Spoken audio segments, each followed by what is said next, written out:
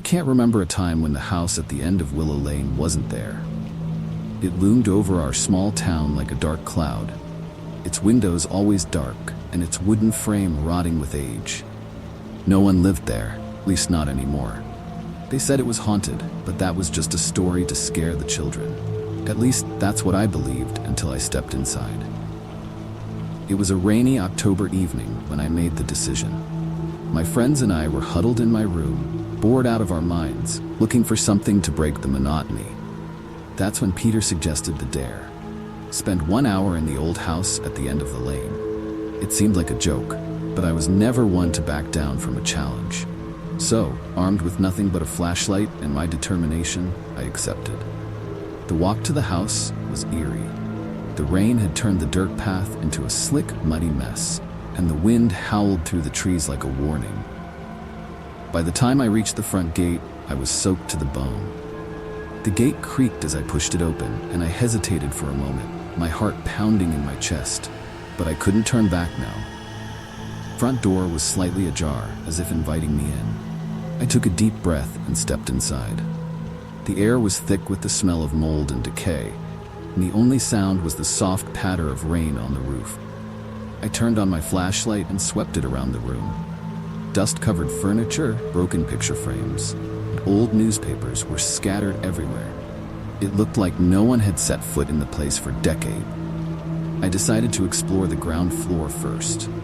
The kitchen was a mess of broken dishes and rusted utensils. The living room was filled with moth-eaten furniture and a fireplace that hadn't seen a fire in years. But it was the basement door that caught my attention. It was slightly ajar, with a single beam of light piercing through the darkness. My heart raced as I approached the door. I pushed it open and the creak echoed through the house. The stairs leading down were steep and narrow, and the air grew colder with each step. At the bottom, I found a single light bulb hanging from the ceiling, casting an eerie glow over the room. It was filled with old boxes and broken furniture, but what caught my eye was a large, old trunk in the corner. Curiosity got the better of me, and I approached the trunk. It was covered in dust and cobwebs, and the lock was rusted shut. With a bit of effort, I managed to pry it open. Inside, I found old clothes, faded photographs, and a diary. The diary was old, its pages yellowed with age. I opened it to the first page and began to read. The diary belonged to a young girl named Emily who had lived in the house with her family. As I read, I learned that Emily had a twin brother named Edward.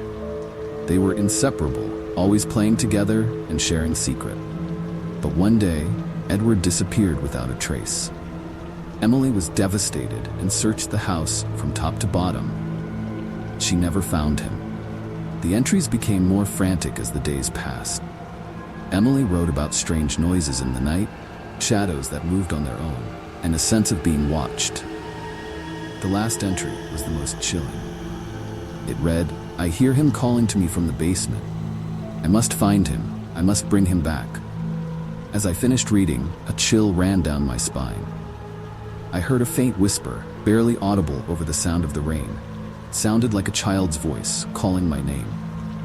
I turned around, my flashlight trembling in my hand, but there was no one there. I decided it was time to leave. I hurried up the stairs and out of the house, not looking back until I was safely back in my room. My friends were waiting for me, their faces pale with fear. They said they had heard my screams, but I didn't remember screaming. That night, I couldn't sleep. I kept hearing that faint whisper, calling my name. It felt like someone was watching me, even in the safety of my own home. The next day, I decided to return the diary to the old house. Maybe if I put it back, the whispers would stop. I walked back to the house, clutching the diary tightly. Rain had stopped, but the sky was still overcast. I pushed open the gate and walked up to the front door. As I reached for the handle, I felt a cold hand on my shoulder. I turned around, but there was no one there. I took a deep breath and stepped inside. The house was just as I had left it, but it felt different somehow. I walked down to the basement and placed the diary back in the trunk. As I turned to leave, I heard the whisper again, louder this time. It was Emily's voice, calling for Edward. I ran up the stairs and out of the house, my heart pounding in my chest. I vowed never to return, but the whispers never stopped. They followed me everywhere, growing louder each day. I realized then that Emily wasn't calling for Edward. She was calling for me. Years have passed since that night. The whispers remain. I hear them in my dreams, in the dead of night, always calling my name. I've tried everything to make them stop, but nothing works. The house at the end of Willow Lane still stands, a dark reminder of the night I stepped inside. I've come to accept that the whispers will never leave me. Emily's spirit is bound to that house, and now so am I. I can feel her watching me, waiting for the day I'll return. And deep down, I know that day will come. When it does, I'll answer her call and join her in the darkness.